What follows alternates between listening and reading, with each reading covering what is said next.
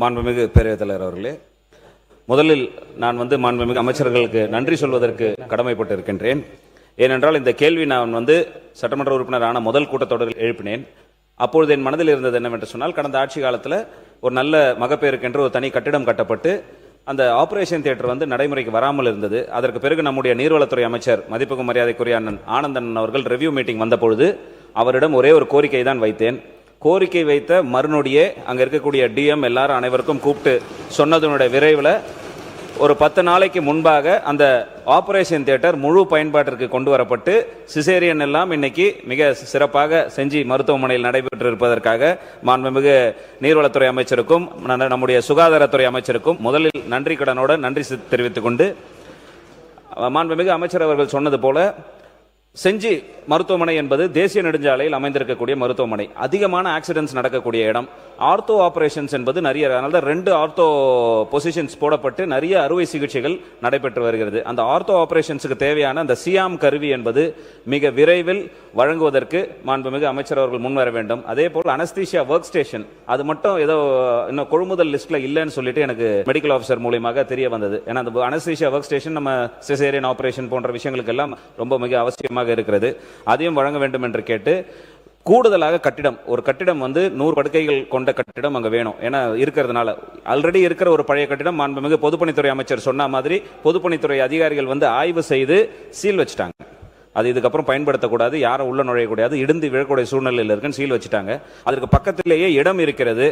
அடுக்குமாடி ஒரு 100 படுக்கைகள் கொண்ட 2 அடுக்கு கொண்ட ஒரு கட்டிடத்தை வழங்கி அதில் சிடி ஸ்கேன் வசதியை ஏற்படுத்தி தருவதற்கு மாண்புமிகு அமைச்சர் அவர்கள் முன்வர வேண்டும் என்று வருவாரா என்பதை அறிய விரும்புகிறேன்.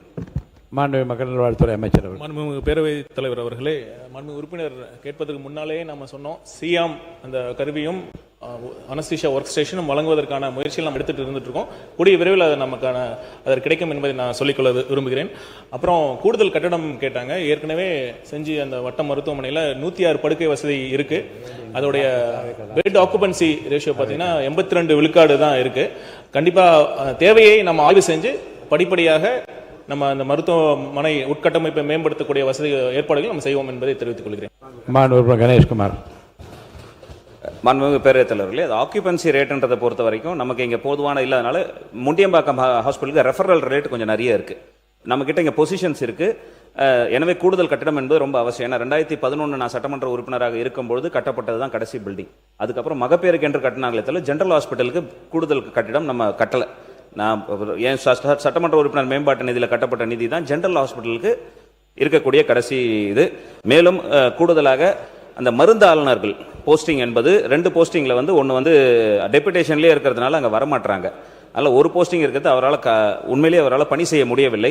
அதை நிரந்தர பணியாக 2 போஸ்டிங்கும் செய்து தர வேண்டும் என்பதை கேட்டுக்கொண்டு 100 சப்சென்டர்ஸ் இந்த ஆண்டில் வழங்கப்படும் என்று அறிவிப்பில் கொடுத்தீங்க.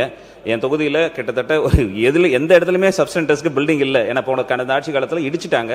எல்லாம் அங்கங்கே வாடகை இடத்துலையும் பஞ்சாயத்து இடத்துலையும் வச்சு பார்த்துக்கிட்டு இருக்கிறாங்க. அந்த சப்சென்டர்ஸுக்கு கூடுதலாக பில்டிங் கட்டி தருவதற்கு அமைச்சர் அவர்கள் முன்வர வேண்டும் என்று கேட்டமர்கிறேன். மக்கள் வாழ்த்துறை அமைச்சர் அவர்கள். மாண்புமிகு பேரவைத் தலைவர் அவர்களே, மாண்புமிகு உறுப்பினர் குறிப்பிட்டதை அங்கே ஏற்கனவே 106 படுக்கை வசதிகள் கொண்ட மருத்துவமனை இருக்கு. பெட் ஆக்குபன்சி பார்த்தீங்கன்னா 82, நான் ஏற்கனவே சொன்ன மாதிரி இல்லை அதான் 82 விழுக்காடு தான் இப்போடைய பயன்பாட்டில் இருக்கு. நம்ம தேவையை கண்டிப்பாக கருத்தில் கொண்டு அது ஆய்வு மேற்கொள்ளப்பட்டு தேவை ஏற்பட்டால் கண்டிப்பாக படிப்படியாக உயர்த்தப்படும் என்பதை நான் சொல்லிக்கொள்ள விரும்புகிறேன். மருந்தாளர்கள் பற்றி கேட்டீங்க. இப்போ இந்த நம்ம பட்ஜெட் அறிவிப்பிலே நம்ம சொல்லியிருக்கோம், கூடுதல் மருந்தாளர்கள் பணி ஆணையை நம்ம கொடுக்க போகிறோம். கண்டிப்பாக அதை பூர்த்தியும் செய்ய போகிறோம். சப்சென்டர் சொல்லியிருக்கீங்க, நம்ம 100 சப்சென்டர் நம்ம கட்ட போகிறோம். அது கண்டிப்பாக செஞ்சி தொகுதியிலும் நம்ம ஏற்படுத்தி தர நம்ம முயற்சி எடுப்போம். நன்றி.